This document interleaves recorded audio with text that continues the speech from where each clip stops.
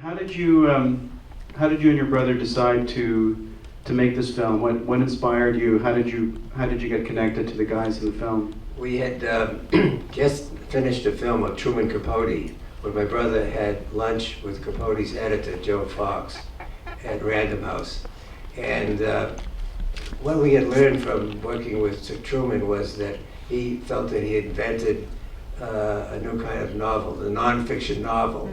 And so we thought, well, maybe we can make a non-fiction feature, something that hadn't been done at all in documentaries, and a full documentary film that could be shown in movie theaters.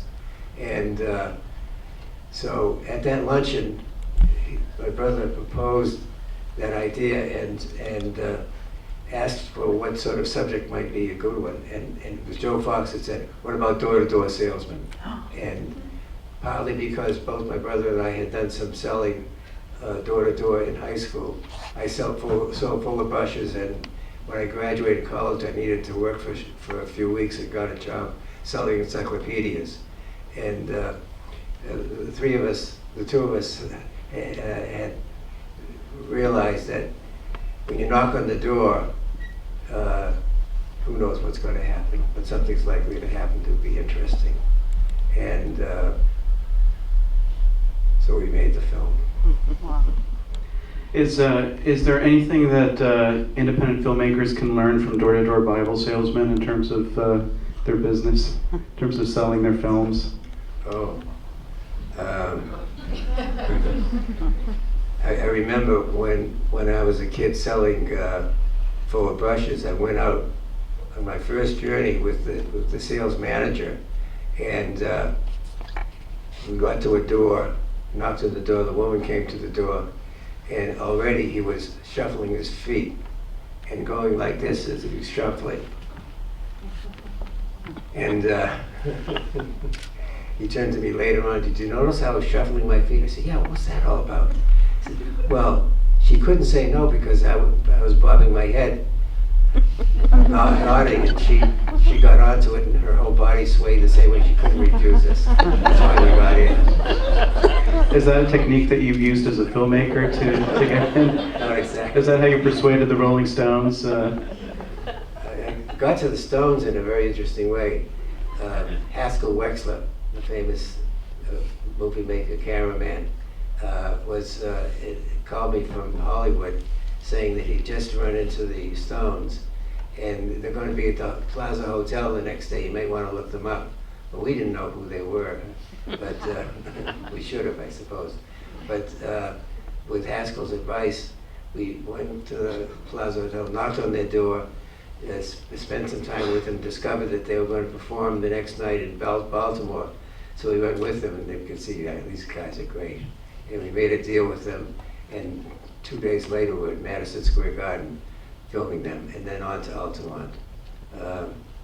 Each one of these things happens in its own way, and I've been blessed with a lot of luck. I got a call one day in '64 from Granada Television in England, and they said, the Beatles are arriving in 2 hours. Would you like to make a film with them? I put my hand over the phone and turned to my brother. I said, who's the Beatles? Are they any good? And fortunately, he knew.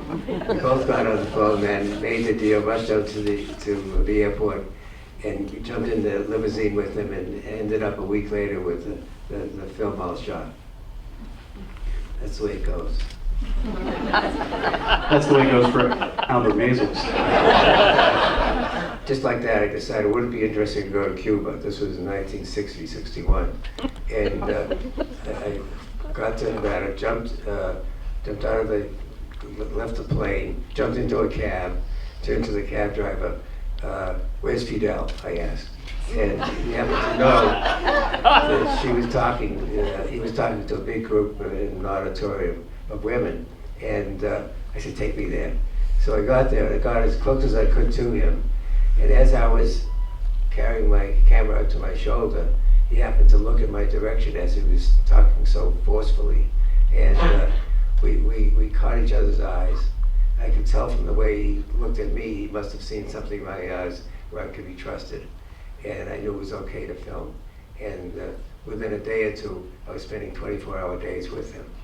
Finally, several weeks later, I'm with him, and he says, tonight I'm going to the Chinese embassy. There's a reception there.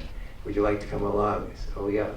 So there I am, standing shoulder to shoulder with him, and a messenger comes rushing in, hands him a telegram, he tears it open, and reads it, and then turns to me and says, should I translate it for you? Please do. Your State Department has just broken off relations with Cuba. And there I was, without a camera, and without a little camera that I usually carry with me now in my pocket so that I don't lose the shot. But the idea is twofold. One is, there's something in your eyes where, in your gaze, shall we say, that people pick up and notice a kind of empathy that you follow through the whole process of filming and getting to know that person. Empathize. And there are several things that you can do that are so wonderful and almost unique to the documentary. You can film another person's experience, so that experience becomes that of a multitude of people. And the other thing, which we lack so much in our commercials, which dehumanize, I'm afraid, we can humanize. Those guys that you saw on the screen there, I mean, they're human beings. They're not narrated. They're just themselves. I shouldn't say just themselves, because they represent, as Norman Mailer felt, so much of what is America. By the way, I'll tell you another funny story. I started my first film in 1955. I went to Russia and got into mental hospitals.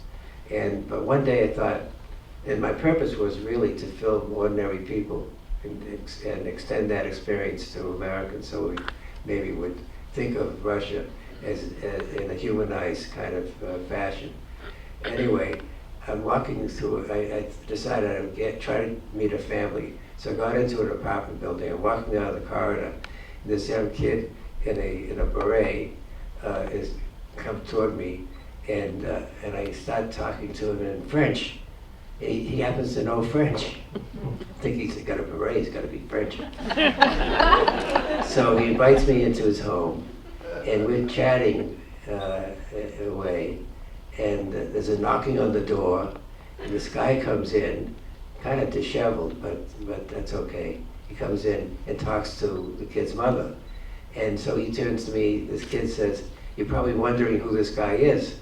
And I said, "Yeah, what is he doing here?" "He's a life insurance salesman." In a documentary, which is real life, you discover what the newspapers and others and fiction filmmakers don't discover, because it's all simplified. It's a complex thing that you're getting on film. And the complexities are even beyond the filmmaker, which is why I enjoyed seeing this film even once more, because each time I see it, there's something else that I pick up on that I was incapable of catching the first time. I want to tell you one more story. This will be the final story. Before I tell you, you got to visit my theater, which shows documentaries exclusively at the 343 Lenox Avenue in Harlem. It's a great theater. Everybody should go up there. Just this one story.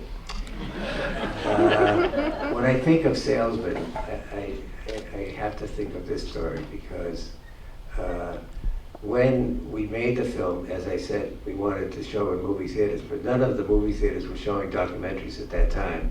So we thought, okay, if we got some money together, we could rent a theater. And so we had maybe 100 people in the theater. We showed the film, hoping to raise some money. As people filed out, they complimented my brother and I. But I noticed, as everyone had left, there was one person in the theater, and I saw that she'd been crying. And as she got closer, I elbowed my brother. I said, "She's for me," because she was so attractive. That's how I met my wife.